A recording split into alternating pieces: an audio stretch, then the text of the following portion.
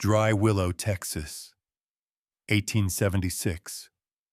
Noon light hammered the clapboard fronts until they glared like bone. The wind changed, carrying the thin, sour breath of lamp oil.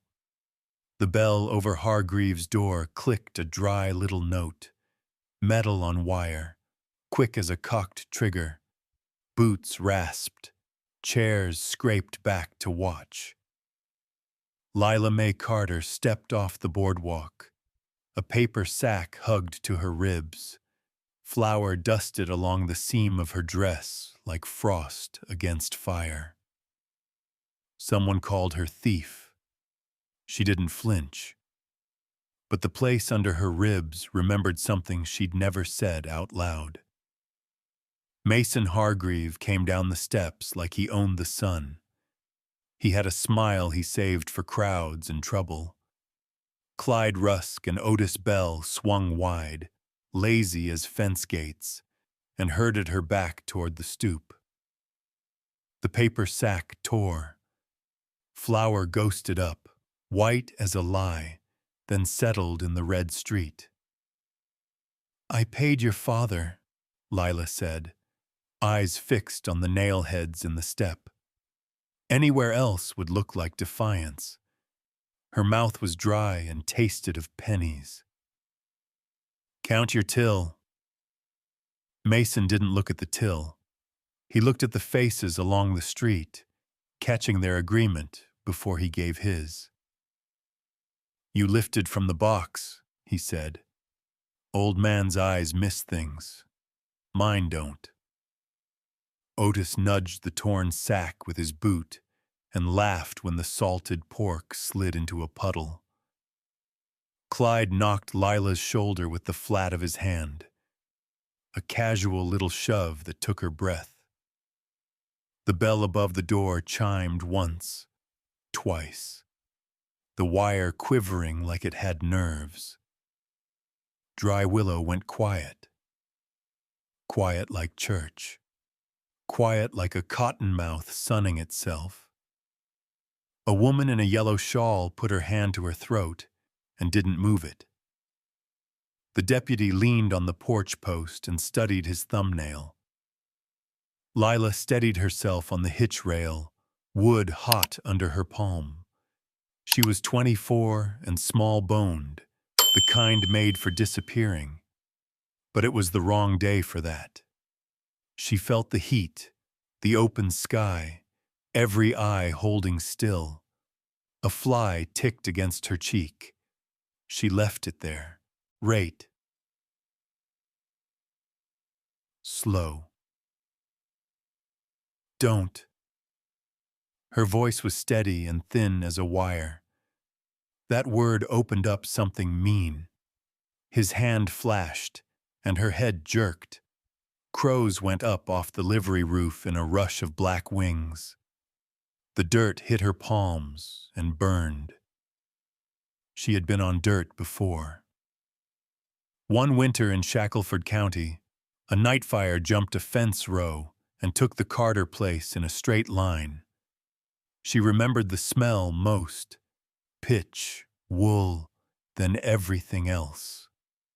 Her father's hand on the back of her neck, pushing her forward into the wind so the smoke dragged behind and not into them.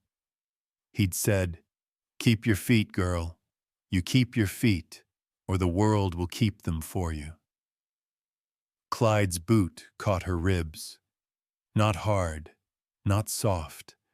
The kind of measured cruelty men practice when they want to look reasonable while doing harm.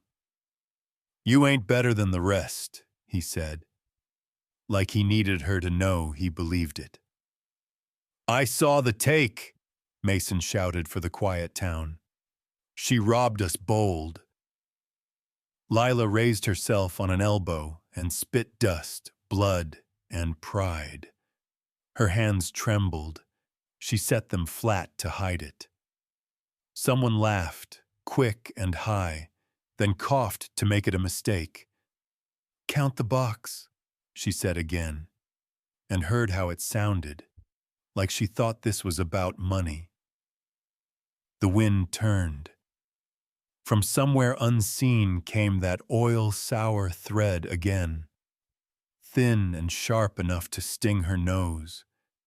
The smell put a picture in her mind. A struck match held too long, heat moving where men thought they steered it. Her stomach went cold. Otis bent to grab her wrist, thumb grinding the bones. She let her eyes climb his arm like a ladder she didn't trust. She looked past him to the street, to the light heavy as a hand, and saw how nobody would move. Not because they were all mean, but because quiet is a habit, and habits are heavy. She could have cried. She didn't. The trick was breath. In, out, same size each way. She counted fence pickets. She counted stitches at her cuff, the little repair she'd made at dawn when the thread kept knotting as if it knew noon was waiting to break something. Then, the bell over the door sang again, a single bright click. A horse came out from between the freight wagons at a hard angle. Iron rang on stone. It stopped so sudden the leather squealed.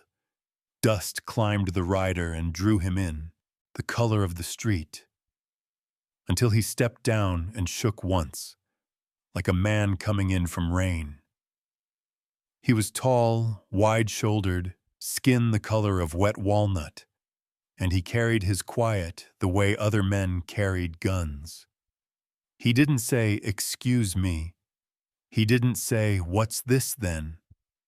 He just set his hat back enough to let the light hit his eyes and cross the distance that mattered. "Let her up," he told the dust more than the men. The voice wasn't loud. It ran low and even, like something you'd trust in a dark room. Mason's grin turned careful. "Elijah Boone," he said, though the man hadn't offered a name. "This is Hargreave business. You don't fit in it." Elijah looked at Lila first, not to own or measure, only to take stock. He reached and offered his hand. Her palm, scraped and hot, sat in the quiet of his and felt ordinary again. He lifted her like she weighed exactly what she weighed, and no more. "You standing?" he asked. "I am," she said, though she wobbled. He nodded once, then turned so his body set a plain line between her and the three men. He didn't reach for his gun. He didn't need to. The town breathed again, then held it. The bell wire stilled. The oil-sour note rode the wind and went somewhere else. A hawk rode a slow circle over the freight yard. "You'll stand with me," Elijah said, like he was stating a simple fact about how a day went. He said it to Lila, but his eyes rested on Mason Hargreave. And in those eyes, something old moved, something that remembered its own fire and hadn't told Dry Willow about it. The street never quite exhaled after that. It only shifted its weight. Men coughed into their collars, boots scuffed dust, a child called for her dog, and no one answered. Mason's jaw worked like he had a word he couldn't spit. Elijah Boone didn't give him time. He slid one arm around Lila, steady as if she were something fragile he'd learned not to break. "Move aside," he said. No one did. Not right away. Then Clyde stepped back first, muttering something that didn't sound brave. Otis followed, eyes darting between the two of them, as if he'd seen something in Elijah's face he didn't want to know. The sun caught the steel on Elijah's Winchester where it hung against his thigh. He wasn't pointing it, just resting a hand along the barrel, like a man touching the edge of a memory. Lila's head lay against his shoulder. She could smell leather, sweat, and something faintly sweet, like rain on cedar bark. "Take her inside," Mason said at last, voice too loud, forcing its way through the hush. "If she's sick, let the doc have her. But Boone, stay out of my business." Elijah didn't look back. "She's not your business anymore." The words were quiet, but they carried, flat as an anvil strike. They passed the blacksmith's forge, the feed store, the well. The town didn't blink.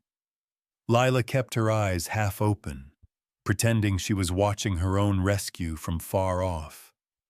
The way she sometimes dreamed she might step outside herself and watch life go on without her in it. Inside the clinic, the air smelled of camphor and dusted linen. Dr. Etta Morales came out from behind a curtain with sleeves rolled to her elbows. She didn't ask what happened. She didn't have to. Her eyes landed on the bruises rising along Lila's neck, the split at her lip, and then on Elijah, still standing there like a tree that hadn't decided what season it was. "Set her down here," Etta said. He obeyed, and for the first time his hands looked uncertain, as if they weren't used to touching people who might stay alive. Lila tried to speak, but the words tripped. "You shouldn't. Talk later," Etta cut in, pulling bandages, hot water, a needle. "Breathe now. Time 800 melms." While the doctor worked, Elijah moved to the window. Outside, the light had turned redder, thicker, pressing on the glass.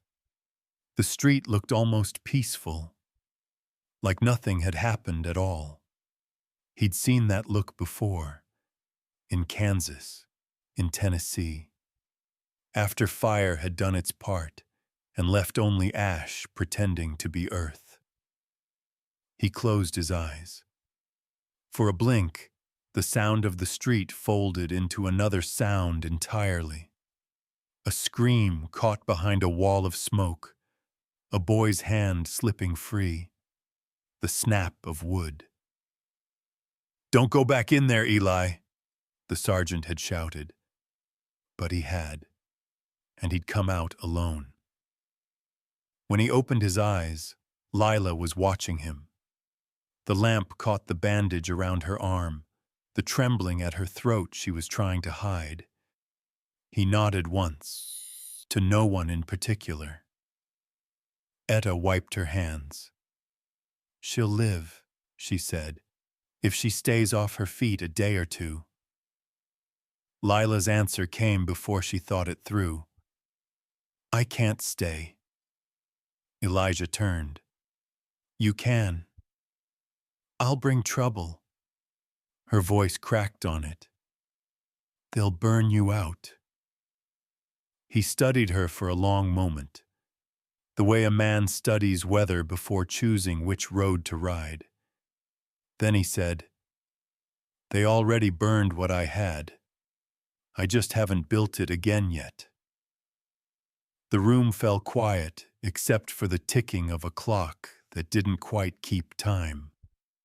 Lila's eyes filled, but no tears fell. She felt the weight of his words settle somewhere deep, like a hand pressed gentle on a wound that might finally stop bleeding. Etta looked between them, then at the door. "If you're staying, stay smart. The Hargreaves don't forgive humiliation." Elijah picked up his hat. "Then we'll give them something else to remember." He held the door open for Lila, The wind had shifted again, cooler now, but it still carried a trace of that oil-sour note, faint and warning. She stepped into it anyway. They crossed the porch, slow. The boards creaked under their weight. Down the street, a shutter slammed, and the echo cracked like a rifle in the heat. Elijah didn't flinch. Lila did. "Breathe," he said. "I am," she whispered. They reached his horse. He helped her up, careful, as if the act itself might draw lightning. When he swung into the saddle behind her, the world narrowed to the sound of hooves and her heartbeat under his hand. The road out of Dry Willow ran straight for 3 miles before bending toward the hills. The sky was wide and merciless, but the light had begun to soften at the edges. Halfway to the ridge, she turned her head just enough for her voice to carry back. "Why'd you help me?" Elijah looked ahead, the reins loose in his fingers. "Because no one helped me when I needed it." He said it simply, as if the truth were a thing best left out in the open.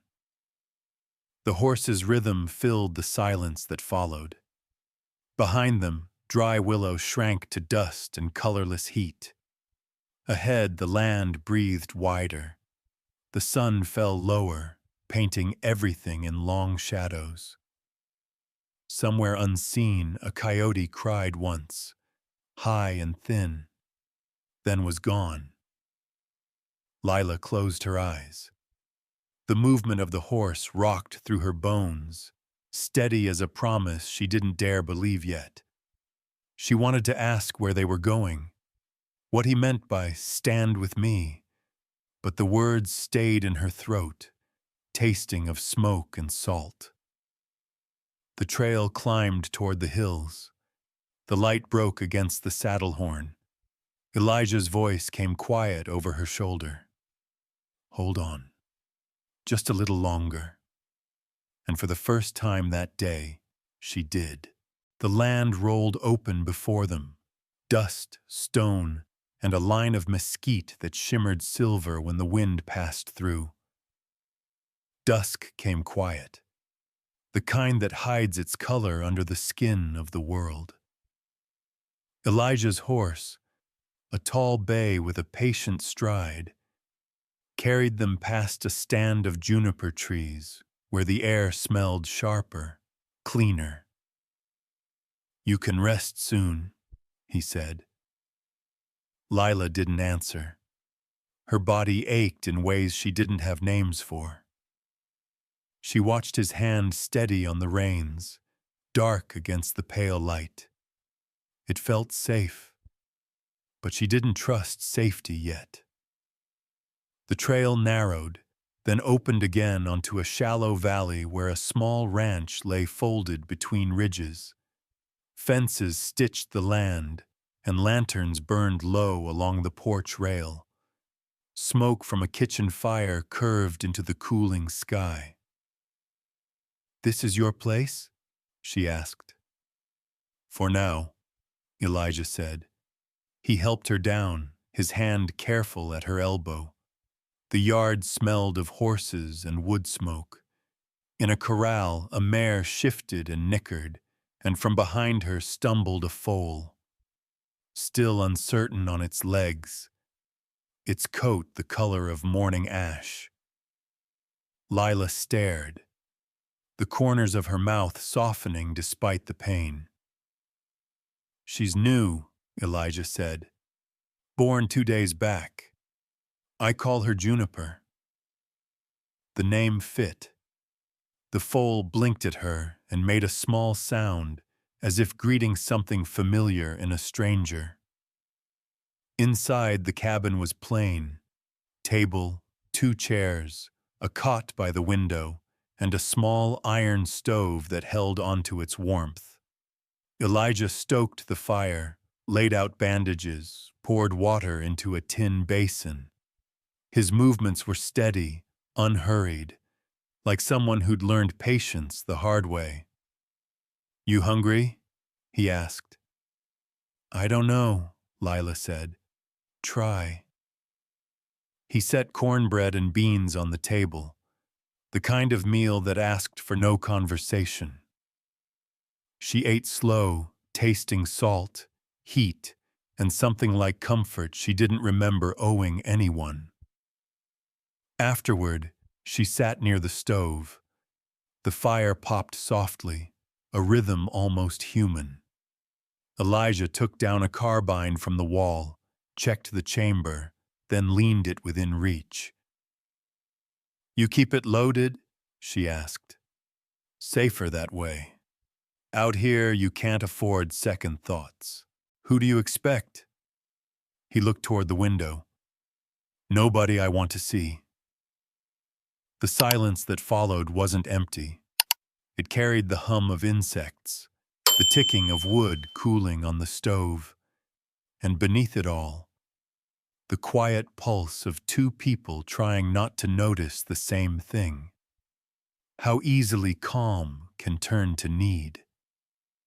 Later, when the fire settled into embers, Lila found herself tracing the small scar along her wrist. Elijah glanced over, then looked away again. "I can teach you to shoot," he said, "if you want." She almost smiled. "Why would I?"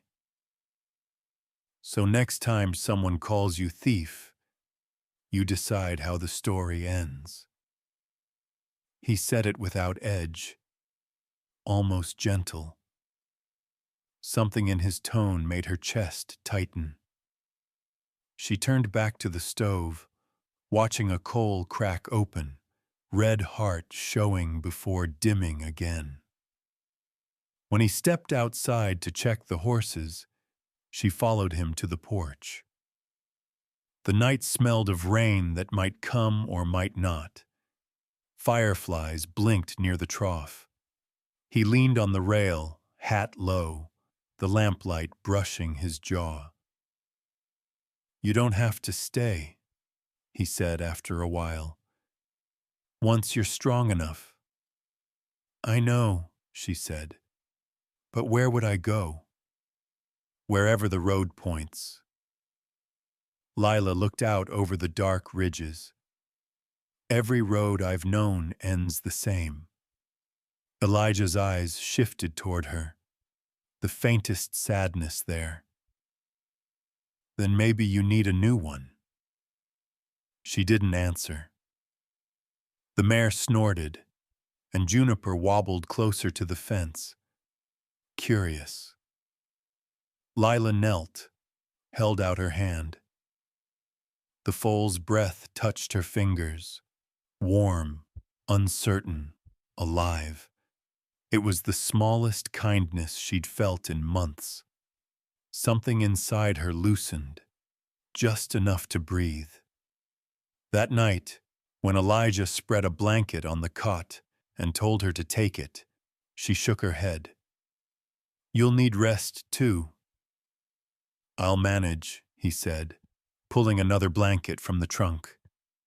"I've slept in worse places." When the lamp went out, the dark felt soft rather than empty. Through the window, she could hear Juniper shifting in the corral, hooves tapping gently like a lullaby. Sleep came in pieces. Once she woke to the sound of wind against the shutters and saw Elijah sitting at the table, cleaning his rifle by lamplight. The metal caught a thin glow, and in his face she saw something more than watchfulness, a grief that hadn't learned to rest. She almost called his name, but stopped herself. Some silences were meant to hold. Toward dawn, she rose quietly, wrapped her shawl, and stood by the door. Her eyes lingered on the trail beyond the fence. the faint line leading back toward Dry Willow. It was a road she could still take if she wanted. Ride out before the man inside woke. Leave before kindness turned into debt. She packed her things, the torn sack, her needle kit, a single coin. The air was cold enough to bite. When she eased the latch, a sound stirred behind her. Soft breathing, a shuffle of hooves. She turned. Juniper was at the fence again. The little foal's muzzle pressed between the slats, eyes bright in the half-light. Lila froze. The animal stretched its neck farther, brushed her palm with a tremble that felt like a heartbeat. She stood there for a long time, hand against that small warmth. The horizon was gray now, hinting at morning. The trail seemed thinner, the world smaller. The latch stayed closed. When Elijah came out minutes later, he found her standing by the fence, hair loose in the wind. He didn't ask why she hadn't gone. He only nodded once, quiet as dawn. And somewhere beyond the ridge, the first light touched the sky like forgiveness learning how to begin. The rain came late that afternoon. Thin at first, then steady as breathing. It rinsed the dust from the cedar trees and darkened the boards of the porch until they shone like wet hide. Elijah moved through it with his hat low, checking the fences, hands working the wire as if the act itself could quiet something inside him. Lila watched from the doorway. The smell of rain brought a memory she didn't want. The sound of her father coughing through smoke. The flash of fire against glass. She pressed her hand against the frame and blinked it away. Inside, the stove ticked. The roof whispered. For the first time in weeks, she felt safe enough to be restless. When Elijah came in, dripping and quiet, she had already set out a towel and a mug of coffee. He looked surprised.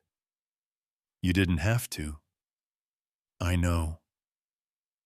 He dried his hands and sat by the stove. The rain softened to a murmur on the eaves.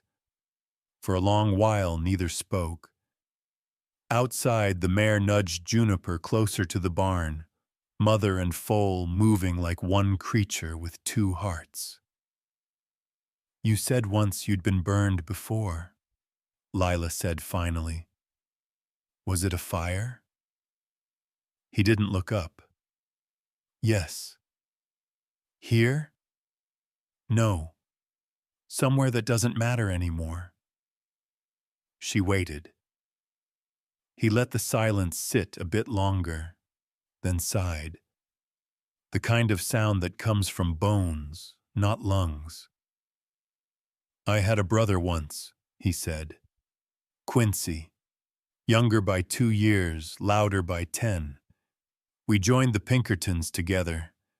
Thought we'd make a living keeping peace. The kind that comes from a badge." Lila's hands curled in her lap. "One night," Elijah continued, "we got a call on a gang down near Abilene. Bishop Crow's men. We were too eager, too sure of ourselves. The barn they hid in wasn't empty. It had a boy inside. We didn't know till the shooting started." His voice went thin, barely sound. "I struck a lantern, thought it was empty. The roof caught. Quincy ran in to pull the boy out. Only one of them came back." The room stayed still. The rain had stopped, but its echo lingered. Lila saw the tremor in his fingers before he hid them under the table. "After that," he said, "I took off the badge, built this place, Tried to live quiet. Does quiet help? He gave a half smile. It doesn't argue with you. Lila stared into the fire. The flames shifted blue at their edges. She thought of the men who'd hurt her, the way they laughed like it was their right. If it was me, she said softly, I'd want to set the world on fire back. Elijah shook his head. Fire doesn't care who it burns. For a while, that was all. The stove hummed, the kettle sighed, and the rain began again, softer, almost kind. Later, when he stood to leave for the barn, Lila caught the edge of his sleeve. Elijah? Hmm? Do you still see him? Your brother? Sometimes, he said. When I smell smoke. When I hear somebody scream and stop. Her fingers loosened, but her gaze didn't. He'd be proud of you, I think. He looked at her then, something unguarded flickering across his face. Maybe, but pride doesn't build fences. She smiled, faint and tired. No, but it keeps the wind out. He laughed once, a small, startled sound, then stepped out into the drizzle. The door shut behind him, and for a long moment, the only sound was Juniper's soft nickering. Lila went to the window. The yard blurred under rain. Elijah's shape moved toward the stable, shoulders hunched, lantern swinging. She watched until the light disappeared. The night deepened. The world outside turned black and silver, and somewhere in that darkness, her fear changed shape. It wasn't gone, but it had a name now. Quincy, Bishop Crow, a barn on fire, and knowing a name made it easier to breathe. She sat by the stove until the wood collapsed in on itself, embers glowing like tiny eyes. The air carried the faint scent of oil, sharp and sour, and her stomach tightened without reason. She crossed to the window again. Far to the west, beyond the line of the ridge, a spark leapt. Small, distant, then gone. Probably lightning, she told herself. But the wind had changed. It blew from the direction of dry willow, bringing with it a thin whiff of smoke that didn't belong to the rain.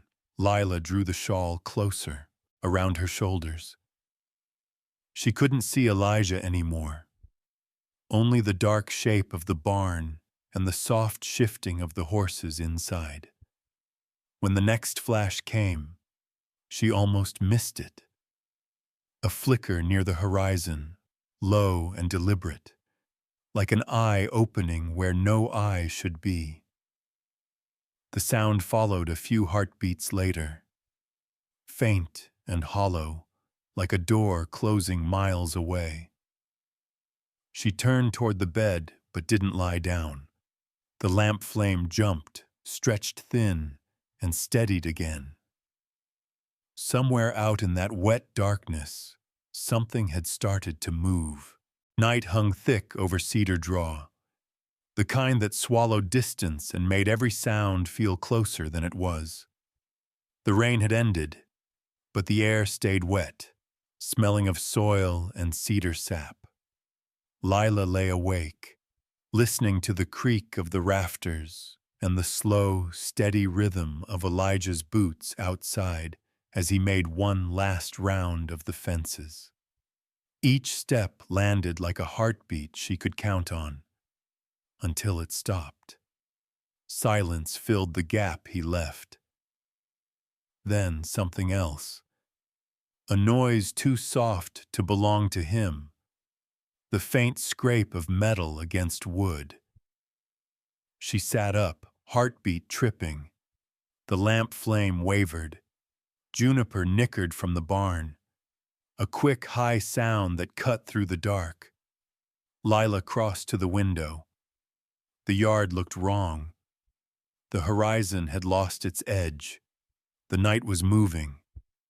A shadow slid between the rain barrels, long and low, carrying the smell of kerosene. "Elijah," she whispered, but her voice died in the small room. She reached for the carbine leaning by the door, the one he'd shown her how to load, but told her never to use unless she had to. Her hands shook, but the muscle of memory steadied them. One cartridge in the chamber, safety off. Outside, a boot crushed gravel, then another. The door creaked open before she could call again, and Elijah slipped in, rain still clinging to his coat. He set a finger to his lips. His eyes told her everything. They were here. He crossed the room in 3 quiet strides, took the carbine from her trembling grip, checked it, then handed it back. "You remember what I taught you?" he whispered. She nodded, throat tight. "Then do it, but only if you have to." A crash split the night, the sound of glass giving way. Elijah grabbed her arm. "Down." He pulled her toward the trap door in the corner, the root cellar he'd shown her once and told her never to fear. As he lifted the hatch, light flared outside the window. Orange, wild, alive. Lila gasped. It wasn't lightning this time. It was the kind of glow that eats oxygen and mercy alike. The smell of oil burned her nose. "Go," Elijah ordered. "I'm not leaving you." He looked at her, eyes dark and steady.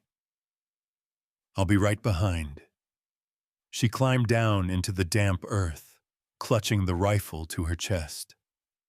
Above, she heard boots thudding on the porch, the creak of hinges, men's laughter. Mason's voice, ugly and sure of itself. "Boone," he called. "Heard you been keeping strays. Thought we'd drop by.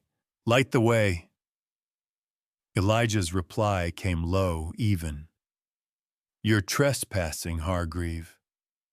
"Hell," Mason said. "I own half this valley. You're standing on borrowed dirt." Then came the sound of liquid sloshing, the hiss of a match. The room above Lila turned red through the cracks in the floorboards. Smoke found her lungs, bitter and quick. She pressed her sleeve to her mouth, tears burning from the sting. A gun went off, then another. She flinched at each report. Every sound a story she couldn't see. She thought of the barn Elijah had described, the way fire takes what it wants. Her mind filled with the face of his brother she'd never met. "Don't let it happen again," she whispered into her sleeve, and the whisper became a vow. The trap door yanked open. Elijah's face appeared, streaked with soot, eyes wide but alive. "We have to move," he said. "Now." He hauled her up, coughing. The room was half smoke, half flame. He shoved a wet cloth into her hands. "Cover your mouth." They stumbled through the back door into a world of orange light. The barn roof was catching now, sparks flying like bees. Juniper's cry cut through the roar. Lila started toward the sound, but Elijah caught her. "They're gone," he said. "We can't save it." But Juniper wasn't gone. Out of the glare came the foal, small and terrified, skidding in the mud. Lila broke free, dropped to her knees, and threw her arms around its neck.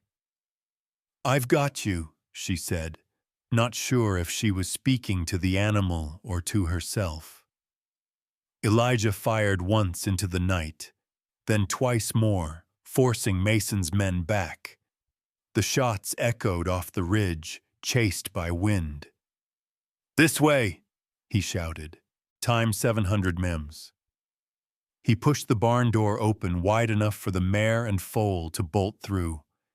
Together they ran, man, woman, 2 horses, down the slope toward the creek, the fire behind them painting their shadows long across the grass.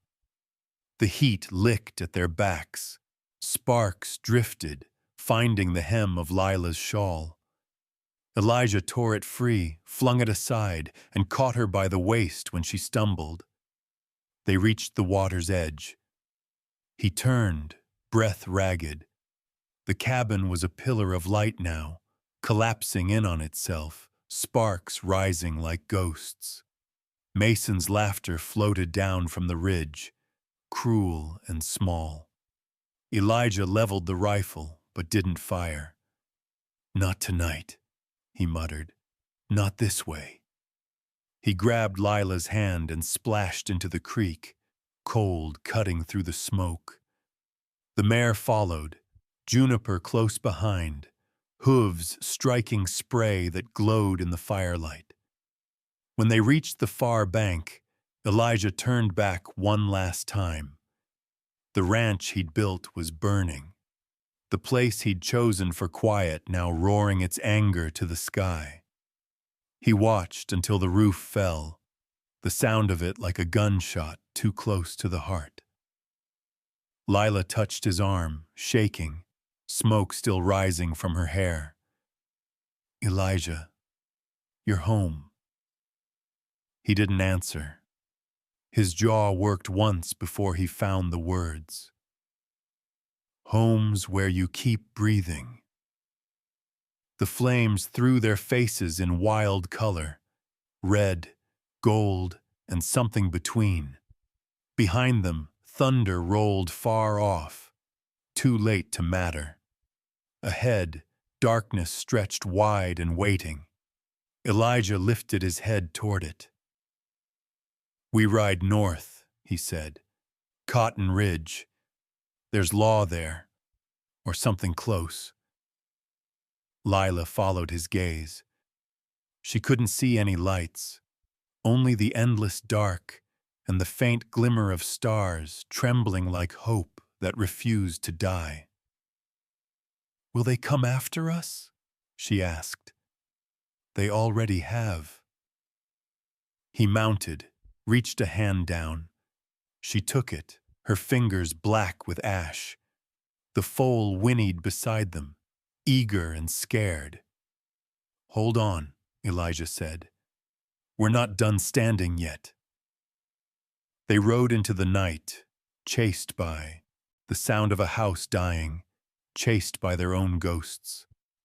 And somewhere behind them, on the ridge, a shadow watched until the fire's glow dimmed, then turned its horse toward town.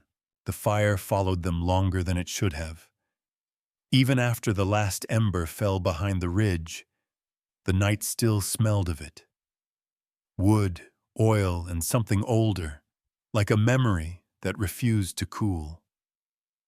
Elijah kept the horse running until their breaths came out white and ragged in the dark. The moon was a thin scar overhead. Lila clung to him, the muscles in her arms trembling. The mare's hooves struck stone, water, then mud. Juniper stumbled once but caught herself, the foal's small heart hammering loud enough that Lila could almost feel it through the air. "Easy, girl," Elijah murmured to the mare. "We'll stop soon." They reached the edge of a narrow ravine where the creek bent through cottonwood trees. The air was cooler here, silver with mist. Elijah slid off the horse, boots sinking into the soft earth. His shoulders heaved, breath breaking through smoke. "You all right?" Lila asked. He didn't answer at first. He was looking at his hands, blackened, raw, shaking. The smell of fire was still on them. "Yeah," he said finally, though his voice wasn't steady. "You hurt?" "No, not really." He nodded, still staring at his palms. Then he turned and plunged them into the creek, the hiss of water loud and sudden. Lila knelt beside him, touched the edge of his sleeve. "Elijah, you have to rest." He looked up, and in the faint light she saw it. The same look she'd seen that night in the clinic. The shadow of another fire, another life. "Don't let it take you again," she whispered. He met her eyes. It already did. For a long moment, the world shrank to the sound of running water and Juniper's quiet breathing. Elijah's shoulders loosened. "We keep moving," he said, forcing the words out. "Cotton Ridge is 10 miles. Marshal Avery runs the post there. He'll hear us." Lila wanted to believe it. She rose, brushed the mud from her dress, and looked back toward the faint glow still bleeding along the horizon. Somewhere out there, Mason's men might be watching, waiting for the dark to thin.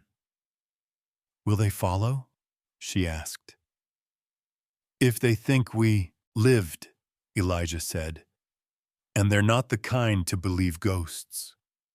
They started again before dawn, staying close to the creek bed.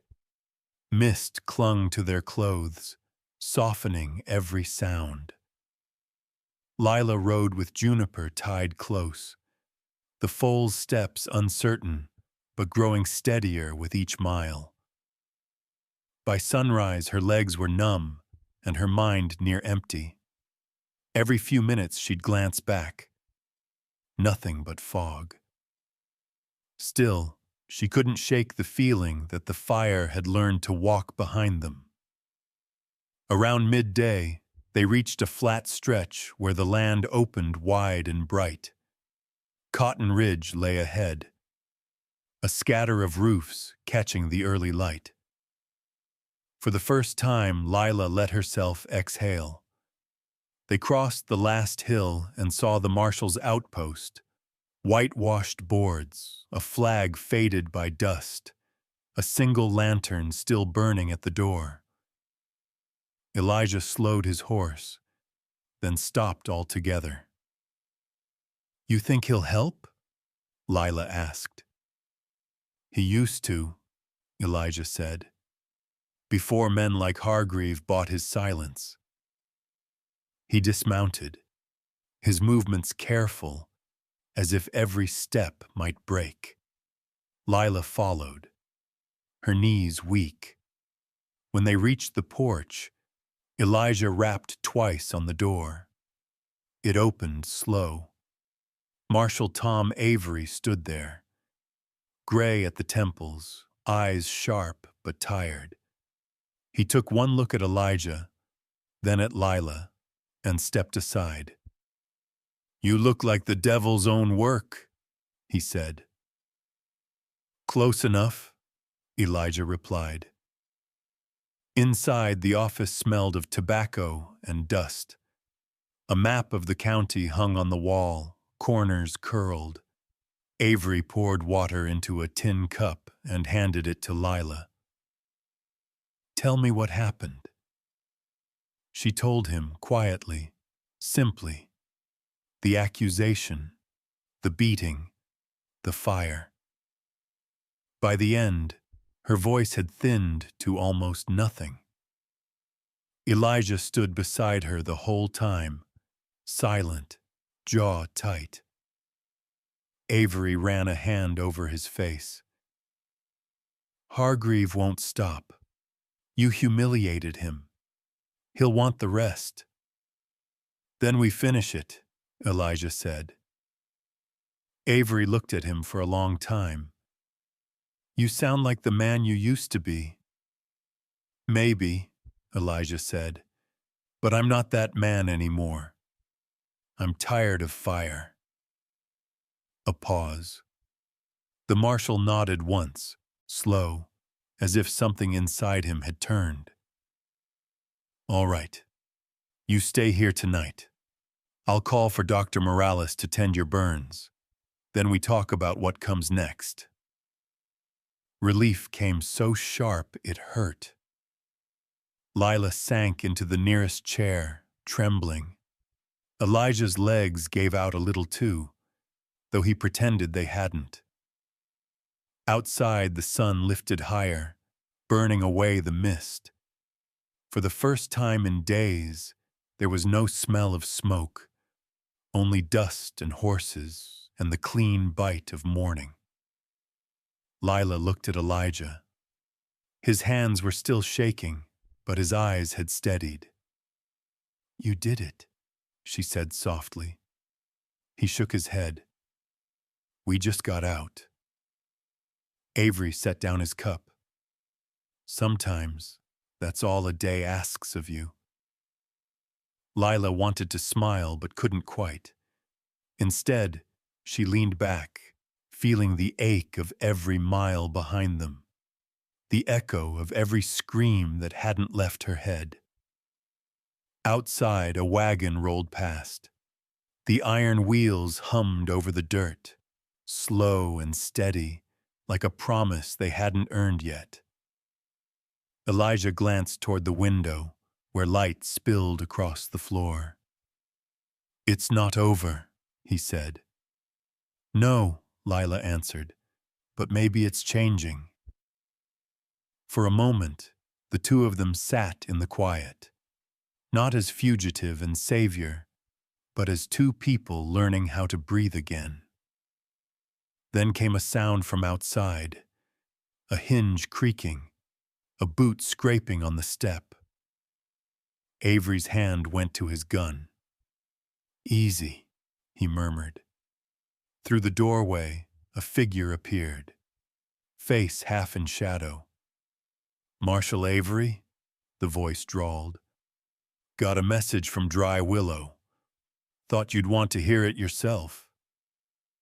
Lila felt Elijah stiffen beside her, the muscles in his arm coiling like a drawn bow. The man at the door smiled, thin and practiced. It's from Mr. Calvin Briggs, he said. Says he'd like his friends back. And just like that, the air in the room changed again. Quiet, heavy, waiting. The man in the doorway wore a deputy's badge that didn't belong to him. It shone too bright for the dirt on his coat, the way fake gold catches light. He smiled like someone who had practiced it in mirrors. Briggs sends regards, he said, setting a folded letter on the marshal's desk. Wants you to know the Hargreave property loss will be paid for, provided the lady and her black friend are returned. Lila went still.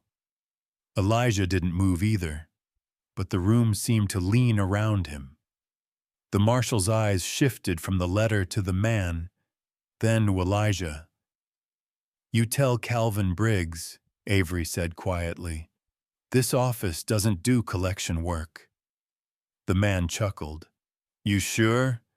He says he's paid you before. That hit like a thrown rock. Elijah turned toward the marshal. That true? Avery's jaw worked. It was a long time ago, he said, before I knew what kind of men I was taking money from. The visitor shrugged. Briggs says there's more where that came from.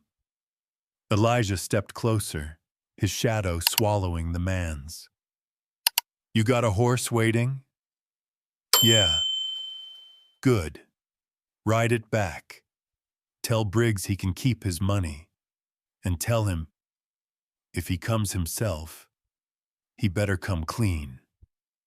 Something in Elijah's tone made the man's grin falter. He backed out slow, eyes flicking from Elijah's face to the rifle propped in the corner. "You folks should think on this," he muttered. "Law don't favor drifters." When the door shut, the room felt smaller. Avery exhaled, shoulders heavy. "He's right about one thing," he said. "Law's only as good as the men holding it, and I've been holding it wrong for a while." He crossed to the window, looked out toward the street where morning was settling over Cotton Ridge. Merchants sweeping stoops, a wagon rattling past with barrels of flour. Ordinary life, neat and safe. He rubbed a hand across his face like he could scrape the years off it. "Times tums. I used to tell myself taking their coin meant I could do some good with it," Avery said. "Patch a roof, feed a widow. That's how it starts, always. Next thing you know, you're looking away when folks like Hargreave burn down a man's home." Lila sat very still, watching him. "You could still look back," she said. Avery smiled sadly. "That's the trouble with looking back. You start seeing everything you missed." Elijah spoke then, low and certain. "You can fix it. Help us bring them in by the book. No more fire." The marshal met his gaze. "You think law will hold men like that?" "I don't know," Elijah said. "But if we don't try, we ain't better than them." The silence that followed was long enough to count heartbeats. Then Avery nodded once, slow, a decision sealing itself in his bones. "All right," he said. "We do it your way. By the book." He went to the cabinet, pulled out a ledger thick with dust. Inside, each page bore names, some crossed out, some circled. He found one near the back. Mason Hargreave. Suspected arson, intimidation, extortion. Under it, Calvin Briggs. Funding illegal debt rings. Avery closed the book with a soft thud. "I'll write warrants," he said. "Official. I'll need witnesses." "You'll have them," Elijah said. "Etta Morales, Venita Rash, Reverend Jonas. They saw enough to stand for the truth." Avery smiled without humor. "Then we'll gather them. Tomorrow at dawn." Lila stood, the weight of exhaustion lifting just enough to let determination take its place. "And after that?" "After that," Avery said, "we take the road to Black Sail Canyon. That's where Briggs and his men hole up. We'll bring them back breathing." Elijah's brow furrowed. "Alive?" "That's the rule," Avery said. "Rate slow. If we break it, we're just another mob with prettier words." Lila looked between them. Two men shaped by fire, trying to believe in law like it was something that could hold. "Will the people of Cotton Ridge help?" she asked. "Some will," Avery said. "The rest will wait to see who wins." He poured 3 cups of coffee and passed one to each of them. The steam curled between them, smelling of burnt beans and resolve. "You two rest upstairs," Avery said. "You'll need your strength. Briggs doesn't fight fair." As Lila climbed the narrow stairs, she glanced back. Elijah and Avery sat across from each other, the ledger open again between them. old guilt and new hope mixing like smoke and wind. Upstairs, the room was small, clean, and quiet. Through the window, she could see the faint ribbon of the road they'd come from. For the first time since the beating, the sight didn't twist her stomach. It just looked far away. She lay down, meaning to close her eyes only for a moment. But the smell of smoke lingered in her hair, and in that half-dream place she saw Quincy again, Elijah's brother, standing by a door of flame, his face calm. "Keep your feet," he said. When she woke, it was night again. A soft knock sounded at the door. Elijah stepped in, carrying a folded blanket. "You couldn't sleep either?" she asked. He shook his head. "Dreams don't rest easy." He looked toward the window. "Avery says we ride at first light. I won't ask you to come." Lila rose, crossing the small space between them. "You don't have to." For a moment they stood close enough that she could see the soot still caught in the creases of his shirt, the quiet stubbornness in his eyes. "Tomorrow," he said, "we stop running. And after that? After that, we see if standing still can mean something again." The lamplight flickered, and his shadow folded into hers on the wall. Two shapes, neither quite whole without the other.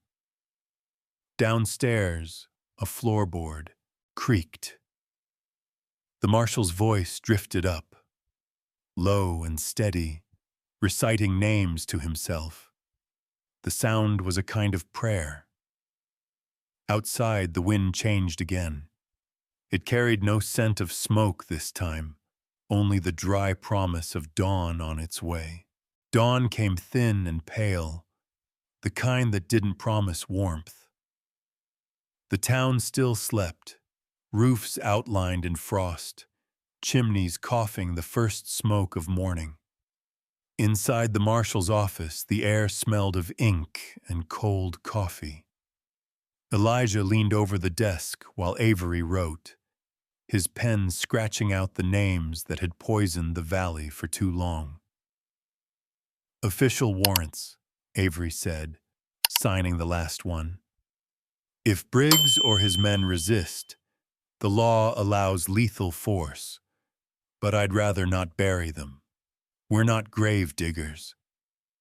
Elijah nodded, though his jaw tightened. "I'll do it your way." Lila, standing by the window, watched a beam of light crawl across the floorboards. Her hands rested on the carbine he'd taught her to use. "How many will come with us?" "Enough," Avery said. "Doc Morales will ride halfway. Venita and Reverend Jonas are staying. They'll file statements, keep the record straight if we don't return." Elijah looked up sharply. "If?" The marshal's mouth curved. "Just planning for the kind of luck we usually have." They spent the morning preparing. Etta arrived with bandages and a canvas bag of supplies. "For the living, not the dying," she said, handing it to Lila. "Keep him in one piece." Venita brought bread, wrapped warm in cloth. "Marshall says you'll be back by sunset. I say don't rush sunrise to prove him right." Outside, the horses waited, hooves steaming in the cold.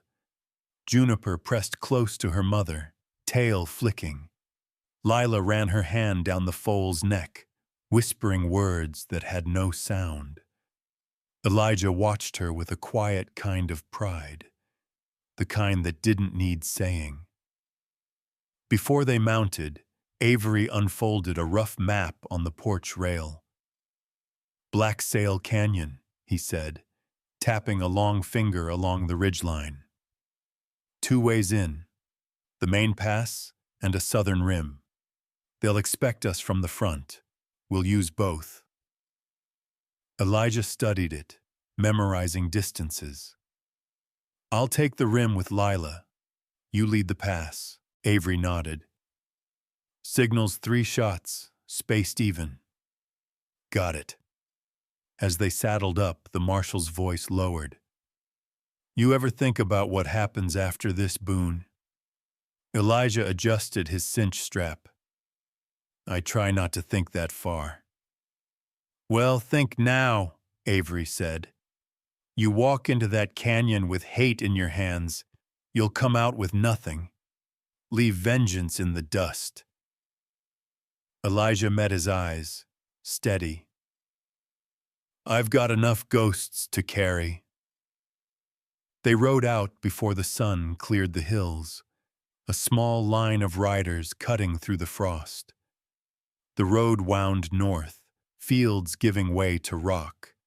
Lila's fingers ached from the cold, but she didn't complain.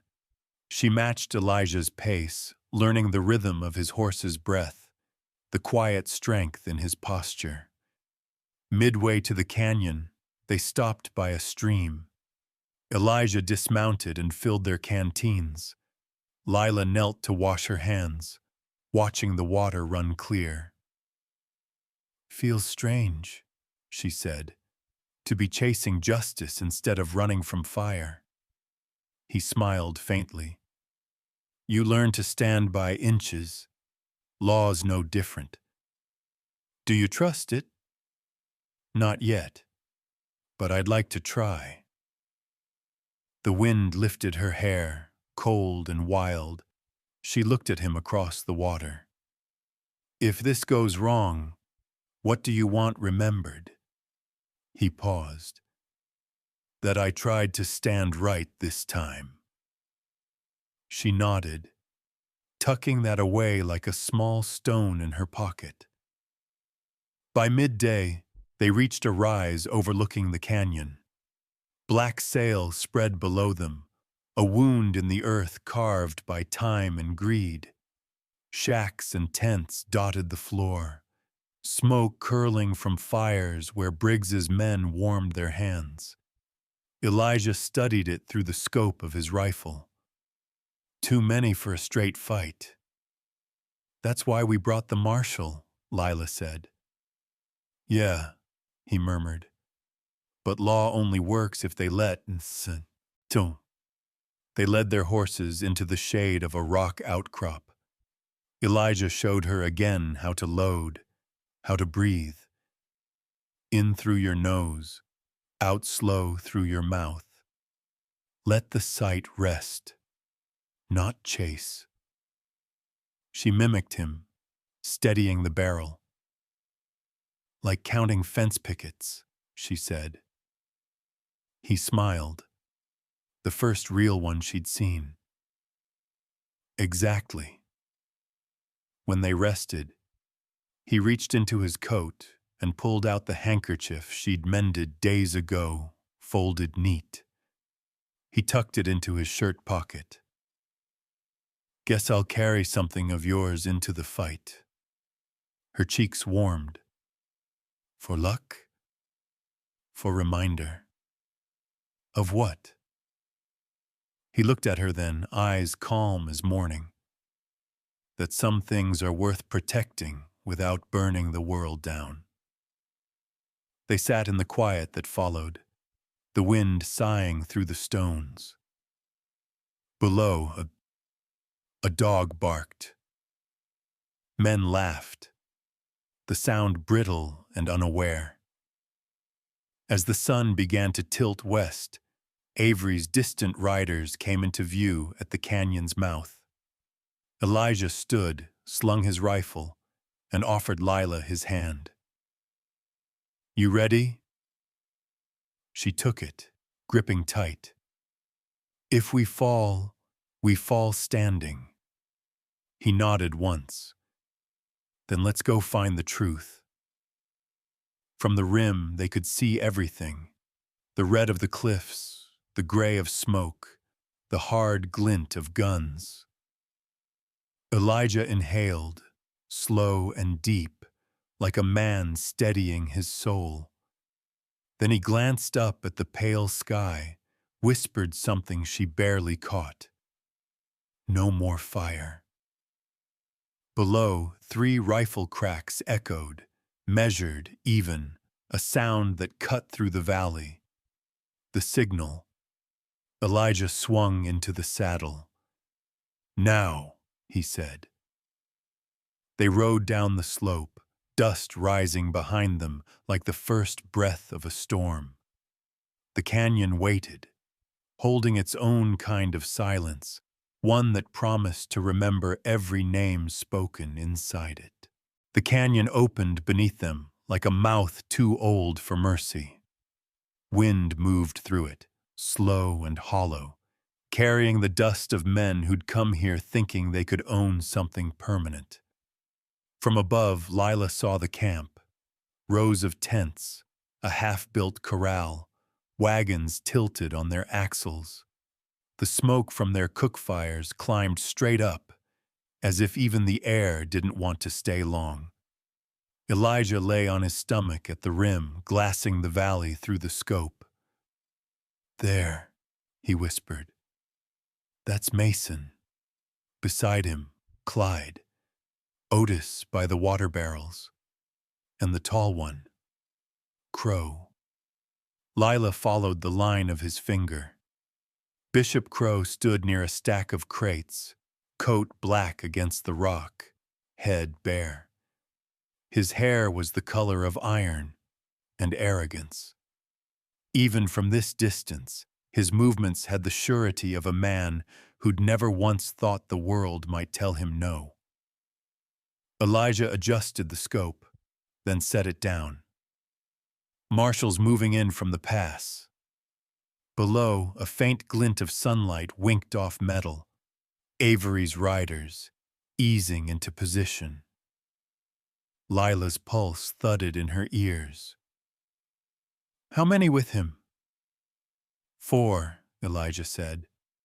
Enough for noise, not enough for a fight if it turns. He reached for his canteen, drank once, passed it to her. She took it, the water cold against her lips, and caught her reflection in the tin. Eyes wide, jaw tight. Breathe, he said softly.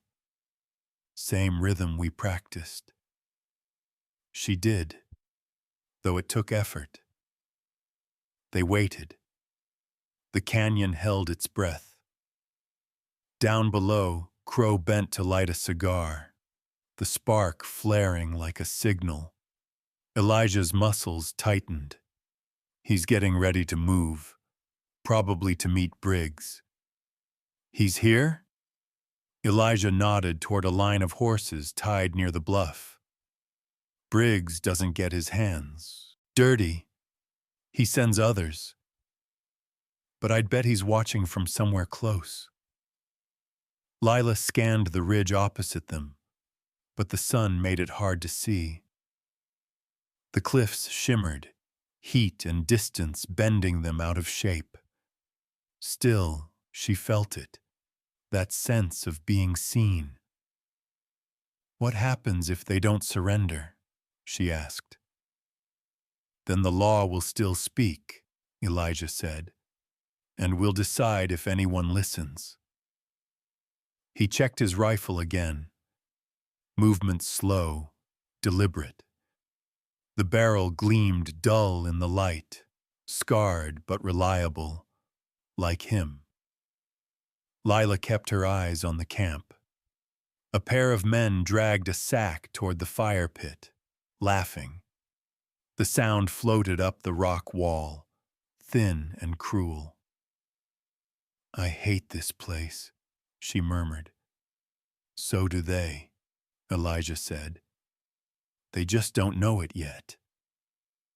From the canyon floor came the echo of Avery's voice, calm, commanding.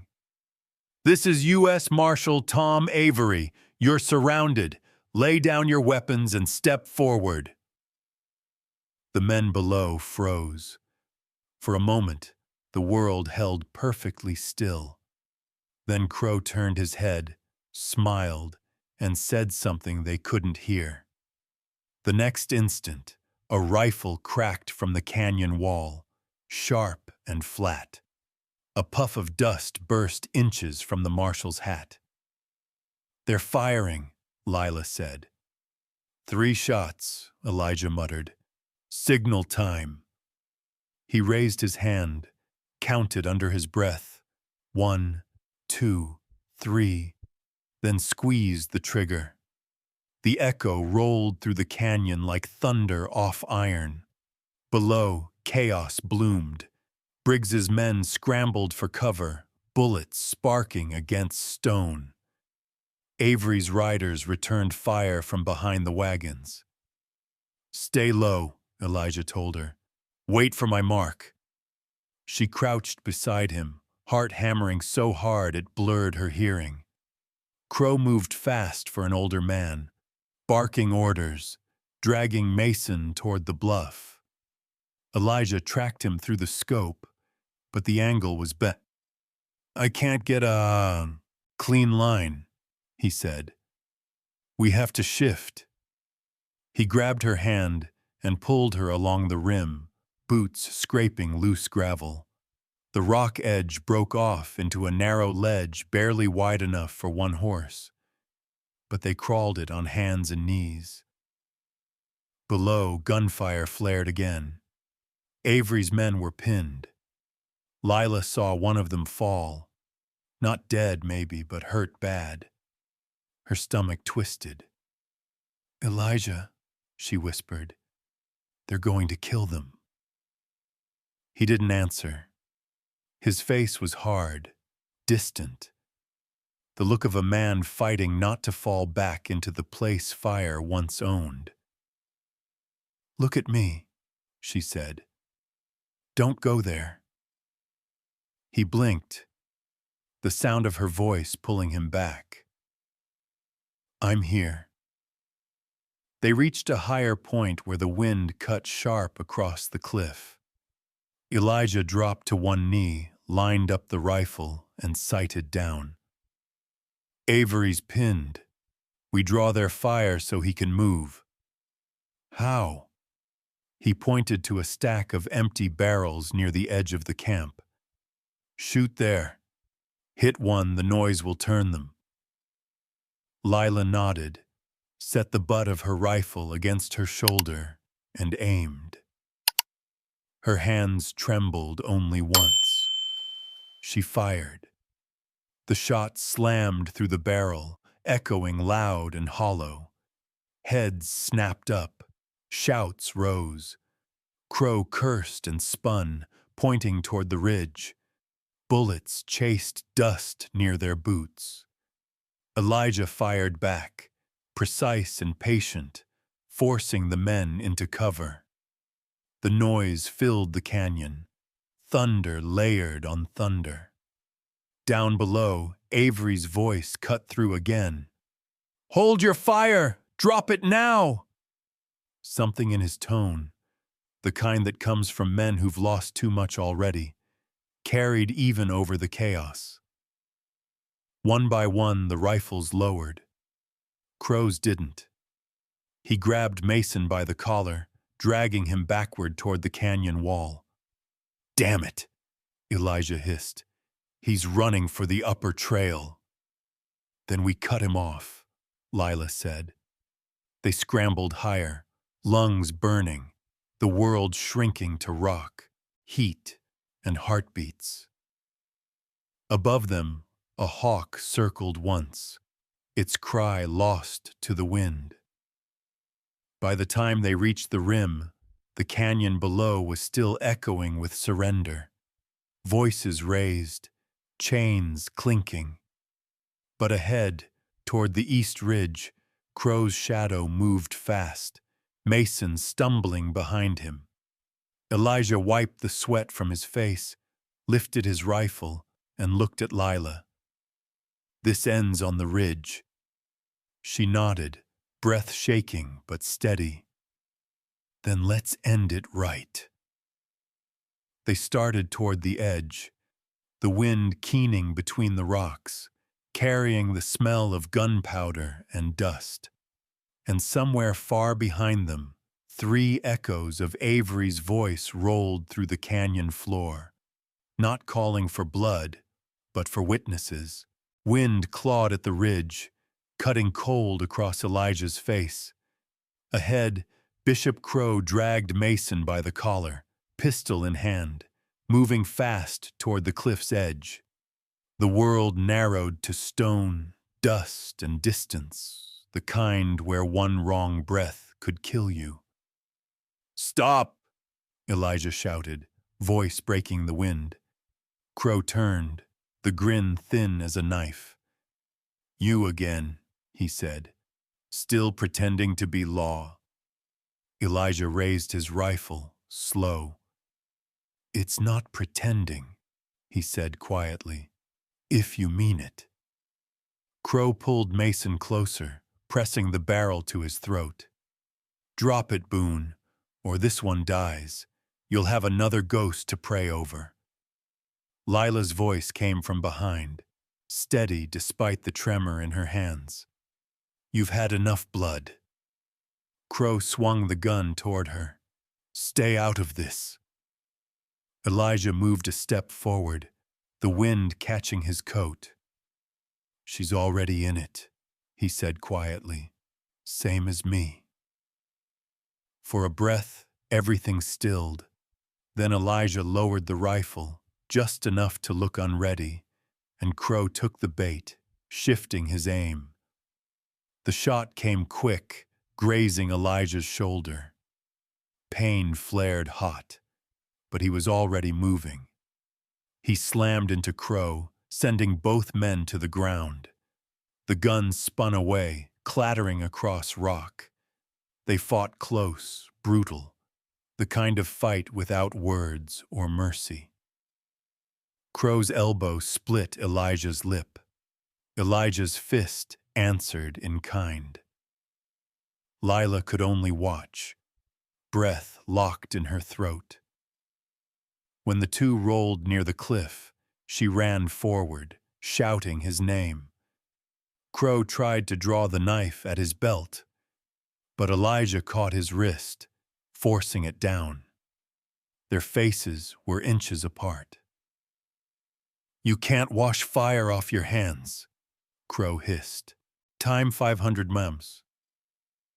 Elijah's voice came low, shaking but sure. "I don't need to. I just need to stop feeding it." He wrenched the knife free and flung it aside.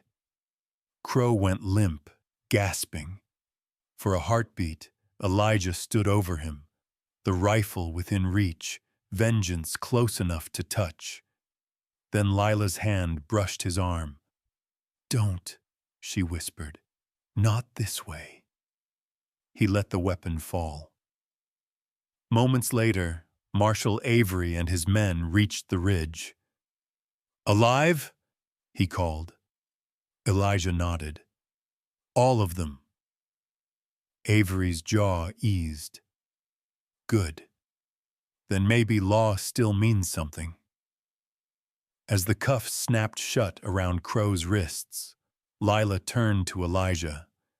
Blood streaked his cheek, but his eyes were calm. "It's over," she said. He looked toward the valley below, sunlight spilling through the dust. "No," he murmured softly. "It's beginning." The courtroom in Austin smelled of sweat, ink, and dust baked into the walls. It was a room that had seen too many men promise truth and choke on it. Yet that morning, when Marshal Avery stepped to the stand, the place held a hush thick enough to hear paper settle. He wore his badge clean, no polish, no shine. "Name and occupation?" the clerk asked. "Thomas Avery, United States Marshal, Cotton Ridge District." "And your testimony?" Avery's voice was low, rough from nights without rest. "That Bishop Crow, Mason Hargreave, and their men set fire to the ranch of Elijah Boone and assaulted Lila Mae Carter under orders from Calvin Briggs. Every word landed like a hammer. Crow sat shackled, chin high, eyes dead calm. Mason flinched at his name but didn't look up. Briggs, smooth as always, smiled faintly from his table, a man too used to buying silence to believe in words. Lila sat beside Etta Morales, fingers clenched around the edge of her shawl. Elijah waited in the back row, hat in his hands. The light through the windows drew bars across his face, half shadow, half mourning. When Avery finished, he didn't step down. "Your Honor," he said, voice unsteady now, "I have something else." He reached into his coat and pulled out a small leather pouch, heavy with coins dulled by age. "Money paid to me by Briggs 6 years ago, for looking away, for pretending men like him didn't set their own laws." The judge stared, silent. Avery's hand trembled, but his voice didn't. "I'm giving it back." He set the pouch on the table. The sound it made, metal on wood, rang louder than any gavel. Lila's eyes filled, not from pity, but from something quieter, belief. For the first time, Cotton Ridge's law wasn't a weapon. It was a bridge. When her turn came, she stood, back straight though her knees shook. "They called me thief," she said softly. "They burned his house, but he—" She looked toward Elijah. He never lifted his gun out of hate. He lifted it to keep standing. The gallery murmured, hushed again by the judge's raised hand. Outside, a bell tolled once, slow. By sundown, the verdict was read. Guilty on all counts. Crow's sentence, life in Yuma. Mason and Otis to hard labor. Calvin Briggs, stripped of title and property, to await federal trial. When the judge's gavel fell, Elijah exhaled, for what felt like the first time in years. The room emptied, boots scuffing wood, papers rustling. He stood alone for a moment, watching sunlight crawl across the floor until it reached his boots. Lila touched his sleeve. "You did it," she said. He shook his head. "No, the law did. For once." Her smile came soft, a thing that lived in her eyes more than her mouth. "Then maybe it's time we build something that lasts longer than fire." Outside, the evening stretched warm and gold. Wagons rattled down the street. Somewhere, a fiddle played slow. Avery stood by the steps, hat in hand. "You heading out?" he asked. Elijah nodded. "North a ways, till we find water." "Take care of each other," the marshal said. His voice caught on the last word, but he smiled through it. As they rode from Austin, the city's noise faded behind them. The air smelled of cotton blooms and dust, not smoke. Lila looked over her shoulder once, watching the courthouse shrink to a pale square against the sky. "What now?" she asked. Elijah's gaze stayed on the horizon. "We keep standing." The wind picked up, cool and clean, carrying their shadows long across the road. Somewhere behind them, the chains on Crow's wrists clinked once, small, final, forgotten. By spring, the land north of Austin had healed. Grass rose through the ash, and the air smelled of cedar and rain. Elijah and Lila reached the bend of a small river, where light rested soft on the water. "This is it," Elijah said. "Soil's deep, water's kind." Lila looked at the gentle current. "It feels like a beginning." They built slow, by hand, timber, stone, patience. When her palms split, he wrapped them. When his shoulder ached, she pressed warmth into it. Juniper, grown and sure-footed, followed them through the fields, her mane silver in the dusk. At night, they sat on the porch, listening to the river breathe. He brewed coffee. She mended curtains. The silence between them, full of something steady. One evening, Elijah brought out a gold ring, worn thin from years. "It was my mother's," he said. "She believed every road needs a circle to end it." Lila smiled. "And if it doesn't end, then it's not a road," he said softly. "It's a life." He slid the ring onto her finger. She leaned into him, eyes on the darkening sky. "If storms come again, we stand," he said simply, "and we build again." The moon rose over the valley. Their house, small, square, and warm, glowed like a promise against the hills. No fire, no fear, only the hush of wind through cotton grass, and the steady sound of water running past their door. For the first time, neither of them was running. They were home. When the dust finally settles over Cedar Draw and the long trail quiets, what remains is not the fire or the fight. It's the steady sound of two hearts that chose to keep standing. Time 1000 pounds. Elijah and Lila's story reminds us that time may take our strength, but it can never take the will to begin again. Out here, in the wide country, love doesn't come with grand speeches or easy days. It comes in the way you share silence, rebuild what was lost, and hold on when the wind turns cold. If this story touched you, if it made you remember someone who once stood beside you through hard years and soft mornings, we'd love to hear from you. Tell us what part stayed with you most, or where you're watching from tonight.